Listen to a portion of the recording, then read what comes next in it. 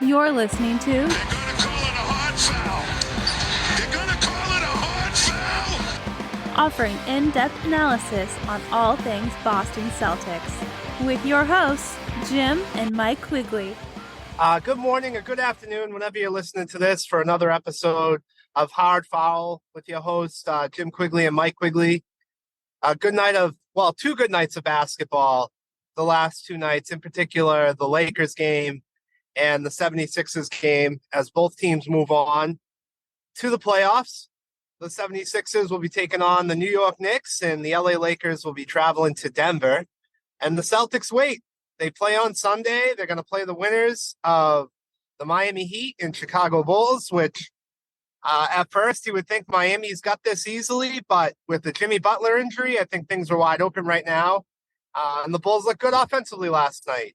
So things are interesting. The games have been great. I was my take, Jim, just watching Joel Embiid. He had a good fourth quarter, but he's certainly not the same player. But a tough, gritty win by Philadelphia last night. And who would have thought that Chick-fil-A would have saved their season? Because once those free throws were missed, that crowd was going nuts. Yeah, no, that is funny. And then I think Batum came down and hit a three, and maybe another three after that. Yeah, no, I mean, Embiid, he struggled most of that game. You're correct, but down the stretch he was huge. You know, he kind of they were down, and he hit that three, and then he got an and one, and and the assist to Kelly Oubre was huge.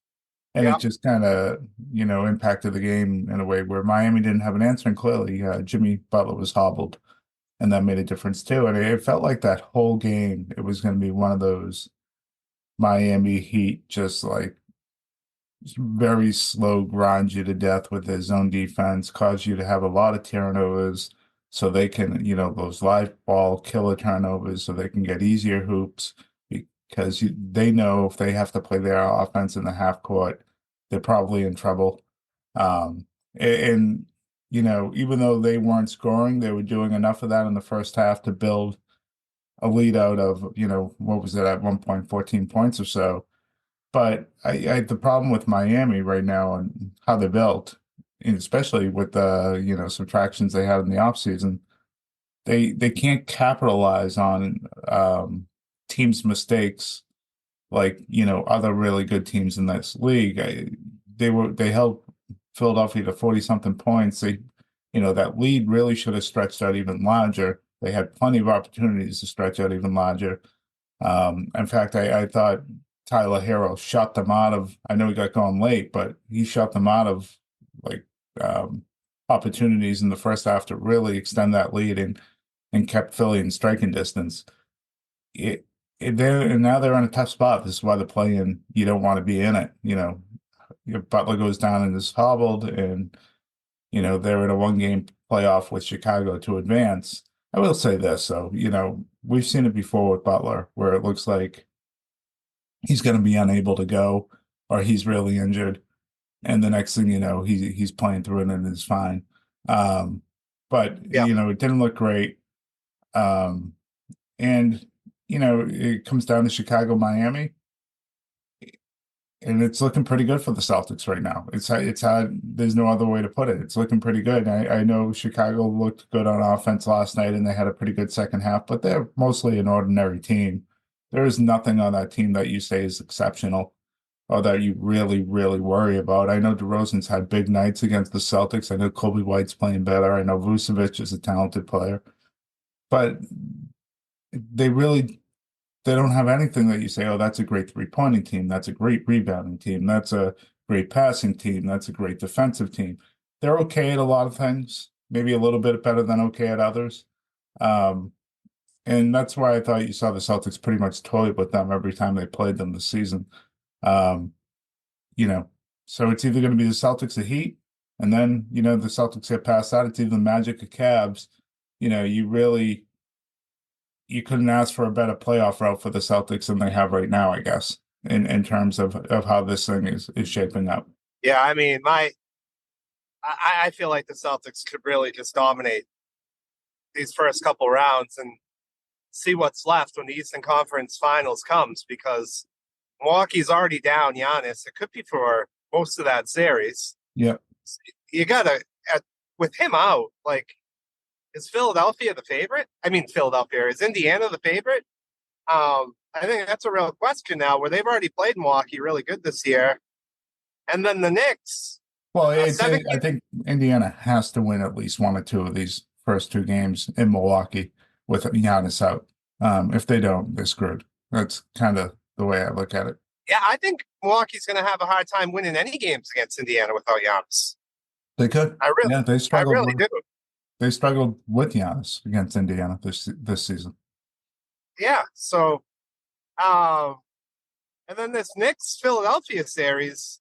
Embiid's got a few more days off here. I give Philadelphia a real shot to win that series. If Embiid can play, if he looks like he looked last night in that first half of those first three quarters, then I don't think Philadelphia is going anywhere. But you never know. Like, that could be a really good series too. Yeah. So what Miami was unable to do last night, I think this is where Philadelphia is going to have issues in the playoffs, and maybe that's because of Butler's knee. But they weren't really able to take advantage of Tyrese Maxey in any way on the defensive end. If you remember during the course of the season, anytime the Celtics played the Sixers, and they would find Maxey and they would just go directly at him, and there really wasn't much of an answer. And I know he was giving great effort. He's still not a great defensive player. The Knicks are capable of doing that with Brunson, just really attacking him and getting shots whenever they want. And Brunson can do that just about against anyone, but he's really going to be able to do it against Maxey, which makes you think Philly's going to have to try to double, play some zone to get out of that. On the other end, you would say typically if Embiid's right, New York doesn't have an answer for him. Neither of the big guys, even when Mitchell is healthy, is really a deterrent to Embiid, but he isn't right.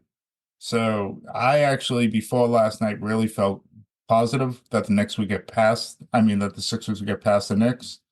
Watching Embiid hobble last night, I don't know if he's going to be able to stand up in a 7-game series anymore. And Yes. I think it could be a long series, but I just don't see him being able to get through it to the end, whether it's being effective or being able to play. He looked like he was really laboring for the majority of that game. Yeah, I mean, to answer your question about Tyrese Maxey, I think I would just put him on Josh Hart. But yeah, but you can get him out of that. You just screen it out of it. You have Hop become the screener, and either they're going to switch it or Brunson's going to be able to get the space he needs off that screen. So you can try that, but that's why the playoffs are so difficult. The offenses just find ways to target your guys. Yeah. I mean, I look at this road for the Celtics. It's really possible that they could, if Giannis isn't the same, and Milwaukee doesn't get out of the first round, the Celtics may not have a real threat until the NBA Finals. Yeah, I mean, injuries has really impacted that, right? I think Milwaukee's going to find a way.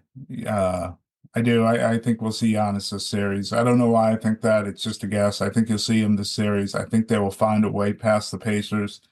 And then if they do, they should be the heavy favorite, I think, at this point against either the Sixers or the Knicks. I think it could be a grinded out series for them, but they should be the favorites to get by. But you're right. No, it's a distinct possibility that this could be a path, which is the complete opposite from previous years, right?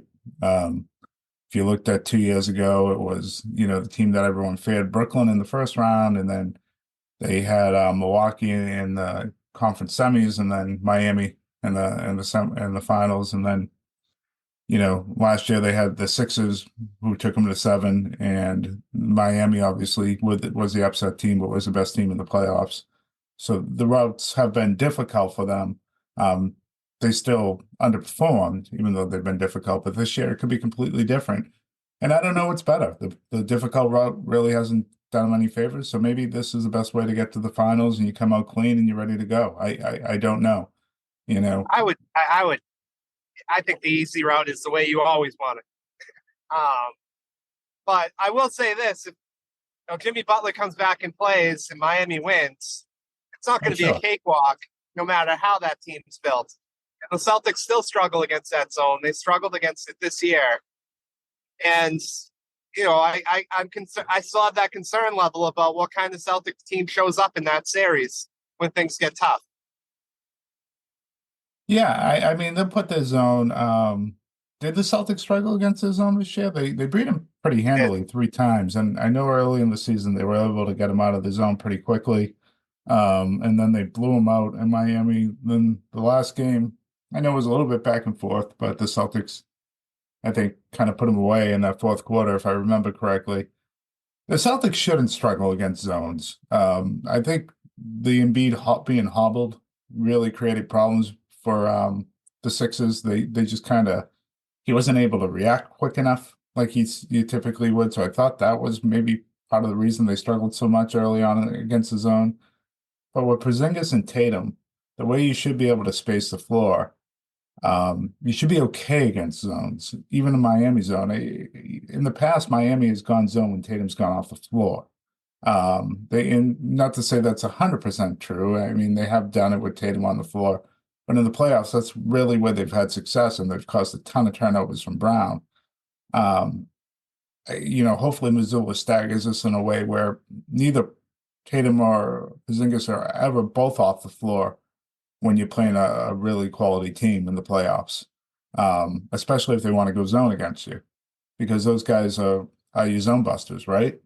So I don't know. I think Miami would be tough with Butler. I can't see him being all that tough without him.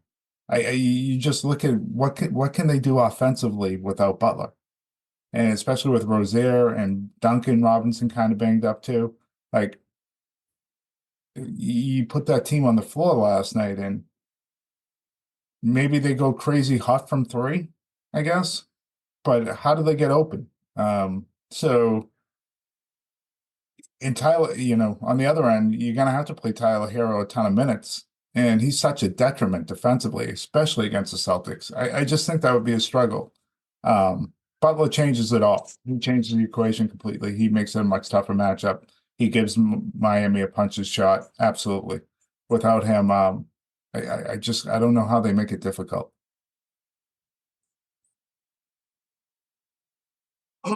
Yeah, so I mean, the playoffs are right around the corner.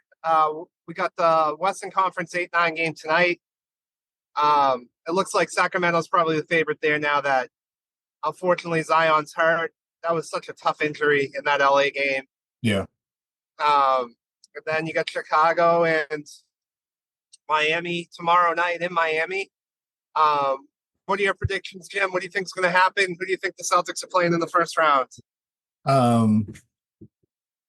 If Butler's able to go, I think Miami squeaks by. If he's not, I think it's going to be Chicago. I just don't think Miami has enough offensively to get through 48 minutes without Butler, really, almost against any team that's left. And if that's the case, I think Boston might have the worst team in the playoffs coming into all of this as their opponent. It's a coin flip between them and the Hawks. Bulls got home court last night. They won. But I think they probably get the worst team in the entire playoffs if Chicago gets through. And on the other side, I think at this point you got to say Kings, especially with Zion out and Ingram not himself yet, back from injury. So I think, I mean, I don't know what you're going with, but that's what I see anyways. Yeah, and the Pelicans, I mean, even being at home, it doesn't even feel like a home court advantage. No, it's a joke. It's like Miami. Yeah. Yeah. I definitely think the Kings are moving on. I guess you give the Pelicans a shot because I don't think the Kings played great defense against Golden State. I just thought Golden State was awful. Yeah, the Kings aren't a good defensive team. They don't defend the 3-point line at all. But the Pelicans also don't even hit threes. So yeah, you got to favor the Kings, especially with the way they shoot the ball. Yeah, and I would think if Butler's playing, Miami's definitely not losing. But if he's not playing, I give the Bulls a real shot in that game. The Bulls, I think, are the better team. They're more talented with Butler out. But obviously, coaching wise, Spoelstra will have something put together. I thought that Miami team was so ready to go last night and had such a good game plan. And just talent won out in the second half. They are really just such a well coached team. Yeah, but it only takes you so far, even as great as Spoelstra is. If you don't have people that can put the ball in the hoop, then it it limits you. You know, they drew up a great game plan to deal with Embiid and the Sixers offense, and you know they counted on the Sixers role players missing shots, which they did. They made sure to know where Maxey was at all times, and they knew Embiid was hobbled, but they weren't able to take advantage of it enough.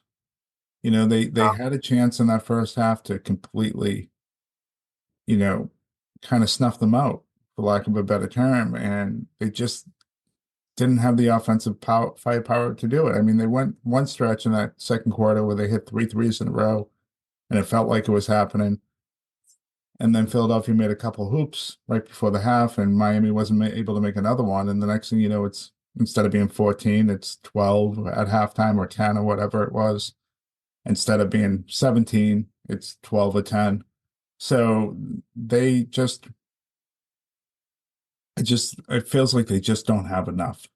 They don't have enough. You know, Duncan Robinson would really help. Rozier would really help, but they weren't available. I don't know if they're going to be available tomorrow. And certainly Butler walking out of the gym doesn't look like a guy that's going to be ready to go. But I also feel like he sometimes, you know, throws some flair on these injuries sometimes that makes it look and feel worse than it is. But we'll see. We'll see. What are you looking at for the rest of the playoffs, Mike? You know, you can go round by round if you want, or if you want to, you know, just say who you think's getting to the finals. However you want to do this. Yeah, well, one more thing about the Miami Bulls game. I could see Bam having a really big game. I think Embiid's size impacted him last night, but even with Vucevic's size, I could see Bam just going at him. Yeah, no foot speed in Vucevic at all. Yeah. Yeah, that might keep Miami in it, even without Jimmy Butler. As far as I can see Miami winning this without Butler. Like, I think Chicago has the edge, but I could absolutely see Miami winning one game without Jimmy Butler against the Chicago Bulls, who just seem to puke all over themselves whenever they get any opportunity. Yeah, that's a factor too. And also Tyler Hero did pick up a rhythm in that fourth quarter last night. Mm-hmm. That's a guy who's a rhythm player, and if that carries over, he could be a problem for the Bulls. He's still a very good offensive player. As far as the playoffs go, I mean, I think the Eastern Conference is the Celtics. I can't see anybody in the Eastern Conference beating them. And honestly, Jimmy, at this point, I can't see anybody in the Eastern Conference even threatening them. That's where I'm at. The Celtics can get in their own way, as we've seen this year, we've seen in the past, and that's a huge possibility. Like, I wouldn't be surprised at all if the Celtics swept Miami. I wouldn't be surprised at all if the Miami Heat took them to 7. So it's a wait and see, but this team's so damn talented that they should run through the East. With the West, I feel like you want to go round by round. I do think Denver's just a lot better than the Lakers. Yeah. I thought the Lakers did for the Lakers. Big time. They are. It's a bad matchup, and I do think maybe this time around the Lakers get a game or two. So let's say that goes 5 or 6. Yeah. I do think sneaky. I think the Kings could make a series against the Thunder, but I don't give them a shot. But I do think that could be a series that gets extended too. And Sabonis is going to be able to cook against the Thunder. They just don't have any deterrence for him at all. I wonder if they try some of Jalen Williams on him, but he should be able to cook.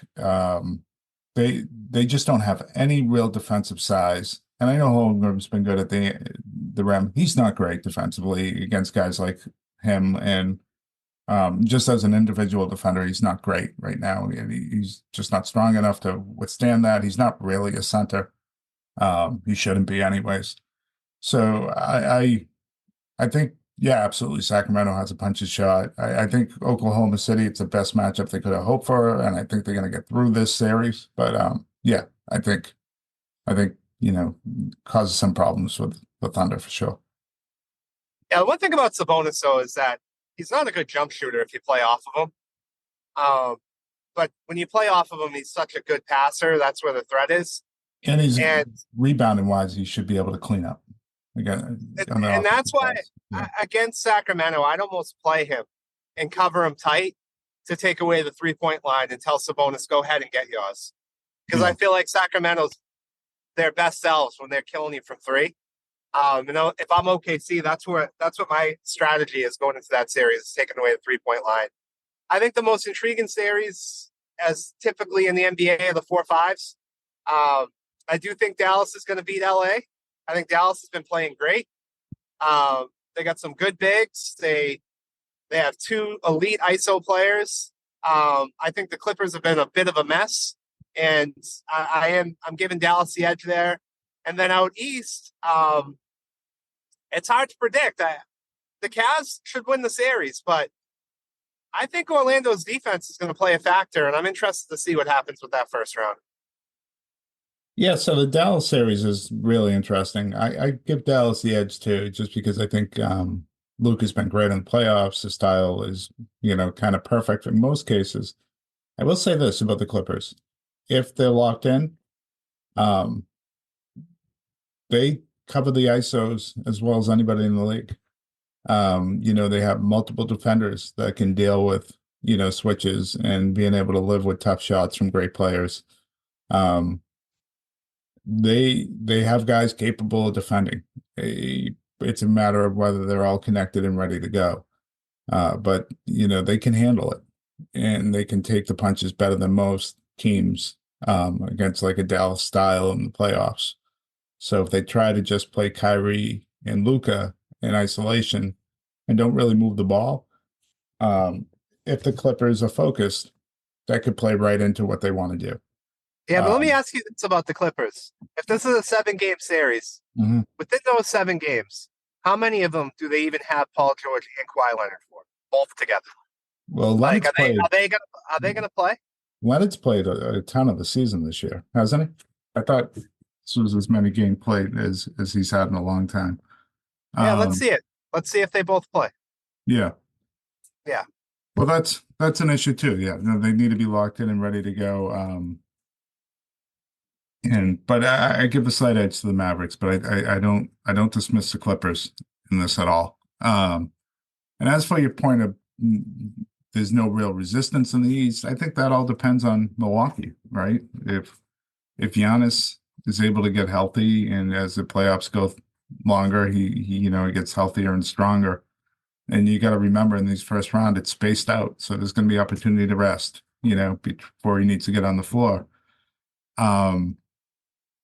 They will definitely be a challenge. If they're waiting for the Celtics and they get through it all, and I know they have a history of coming up short outside of the championship yet, they will be a challenge, and not just because of Giannis, but because of Dame. And I think he does cause problems for the Celtics. I think, he's a quick, lethal guard, and I think he's probably the most, outside of Brunson, the most dangerous guard in the East that's left right now. And I know Maxey and Halliburton have had great years, but Dame's experience and ability would scare me more than them at this point. So I don't think it's a cakewalk yet. It definitely has the potential to be. It depends. It all depends on Milwaukee. Yeah, I'm interested to see how locked in Dame actually is. You're already hearing rumors that he wants out. Maybe. Yeah, I'm interested to see if that team's going to implode in this first round. Yeah, that would be bad. That would be bad for them going forward. Yeah. It's something to keep an eye on. Yeah, I think the most intriguing first round matchups. I also think that's a first round matchup that you got to throw in there is very intriguing. That's a matchup that could go 7 games, that Milwaukee Indiana series. Absolutely. So that could be fun too. I guess for my predictions, Mike, and then we'll close this up with yours or whatever. But I think I'll say Western Conference Finals. I have Denver going against Dallas, and Denver, making quick work of them to get to the finals. And I have the Celtics. I think it's the Bucks I wouldn't be shocked to see the Knicks, depending on Giannis's health. But the Celtics get into the finals, and then we have a Celtics Nuggets NBA Finals, and my heart really, really wants the Celtics. My head is telling me otherwise to make a pick there, but that's kind of that's where I land right now. Yeah, I got the Celtics playing the Indiana Pacers in the Eastern Conference Finals. Wow. And yeah, making quick work of them. I think the Celtics get to the NBA Finals with playing less than 17 games. So you think the Pacers would get by the Sixers or the Knicks in the conference semis? Well, I'll say this: if Embiid's healthy, I think it's the Sixers are going to the Eastern Conference Finals. But it doesn't look it to me. So I think the Sixers and Bucks are real threats to like not make it out of the first round. So you think the Pacers? Let's say Embiid's not healthy, Knicks get by. You think the Pacers would get by the Knicks? Yeah, I think they have a real shot to. Yeah, I give them a real shot. Oh, I don't. Yeah, okay. I do. I think outside of Brunson on that Knicks offense, I don't think they're a hard cover defensively. I really don't. And that could be a coin flip to me. I think that would be a great series. Knicks are Pacers, whoever go to the Eastern Conference Finals. They're not going to threaten the Celtics in the end. But yeah, I mean, the Knicks could certainly win that series, as could Milwaukee could beat the Pacers too. But I think the Pacers got a real shot if people aren't healthy, and the Knicks aren't healthy. They're missing their second best player. He's not coming back. I think Anunoby makes them a great defensive team, but these supporting players, they don't add a ton of offense to Brunson. They remind me a bit of the Celtics when we had Isaiah Thomas. So I think they're very beatable. If you can find a way to slow Brunson down, what do the Knicks have? Like, what's one player that can beat you on their own with off the dribble? Slowing down Brunson is a lot easier said than done, and I don't think the Pacers have the ability to do that whatsoever. I just don't think they're very good defensively at all. And I think the Knicks are just much, much better defensively than the Pacers are at this point. But Mike, and you might be right. I'll say this about all these teams, though. They're all flawed. Oh, sure. And the Celtics aren't. Yeah, like they're all very, very flawed. And yeah, my prediction is Celtics win it all. They play Denver, and they win in 6 or 7. I don't care if that's what's going to happen. All right, we'll talk to everyone soon. Either before this first round matchup begins, or certainly after game 1 on Sunday. Sunday at 1, it all starts. Looking forward to it. We'll talk soon.